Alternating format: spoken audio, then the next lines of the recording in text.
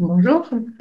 Alors oui, le Centre de lutte contre le cancer de Nancy est comme tous les centres de lutte contre le cancer de France, dédié au traitement des cancers en général, tout type de cancer, tout type de pathologie. C'est l'intérêt d'avoir un hôpital unique, un dossier médical unique et un traitement global des patients.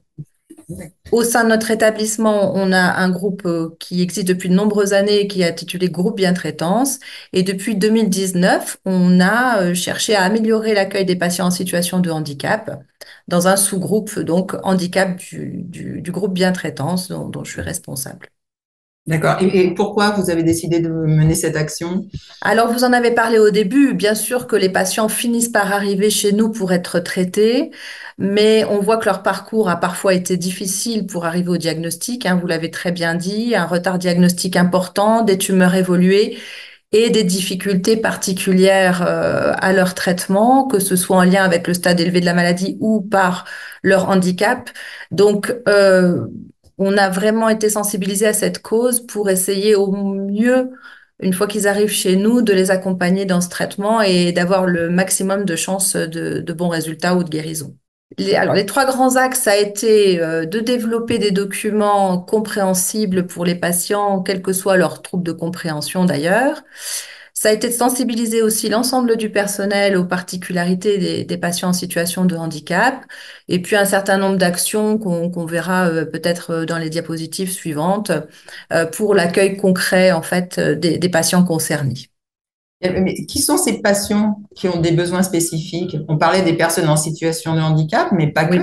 Non, alors oui, en effet, alors on a tous les différents types de handicap, bien sûr, avec des questions tout simplement d'accessibilité. On a tous les handicaps sensoriels, visuels, auditifs, et puis on a le handicap mental, le déficit intellectuel. Et pour ça, on a aussi dans cette catégorie-là des personnes qui n'ont pas un handicap de naissance, on va dire, mais qui ont des troubles cognitifs, qui peuvent être liés à l'âge, tout simplement, ou à la maladie, puisque, par exemple, des métastases cérébrales peuvent donner des troubles de compréhension importants et donc les mêmes difficultés de communication que d'autres types de handicap. Alors, comment est-ce que vous parvenez à les identifier, ces patients?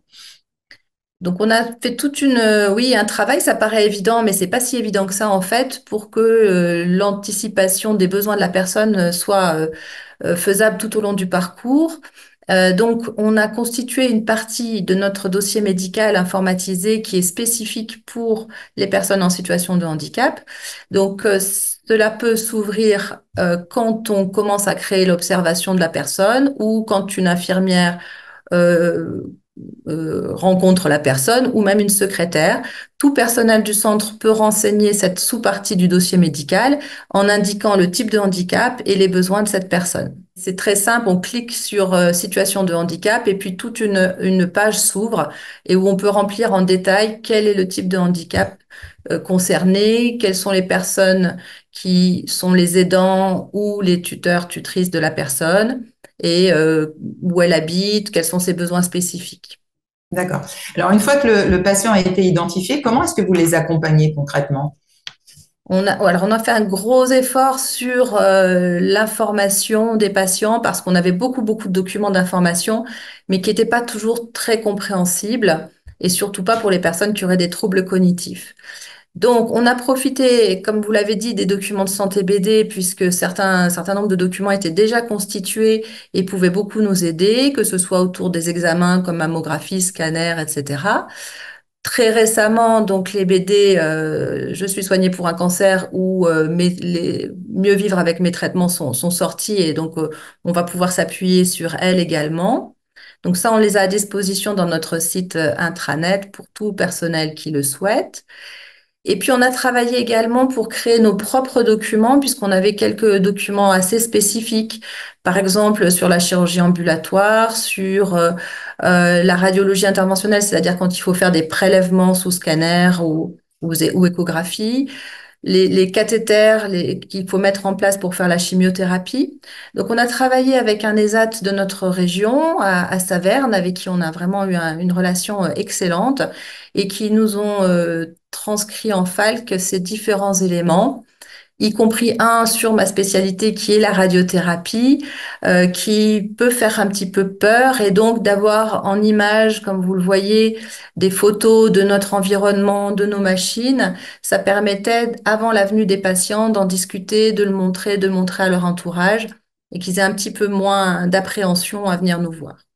Et en quoi cette démarche de simplification, elle est importante dans votre métier de radiothérapeute? Oui, alors en radiothérapeute, c'est vrai que tous les troubles de compréhension, du comportement, etc., vont être extrêmement gênants pour réaliser les séances. Les personnes doivent rester immobiles. Vous pouvez deviner à peu près ici, par exemple, ou là, un appareil de radiothérapie.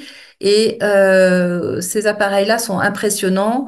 Il faut que la personne soit capable de rester immobile sans bouger pendant bien 10 minutes, un quart d'heure.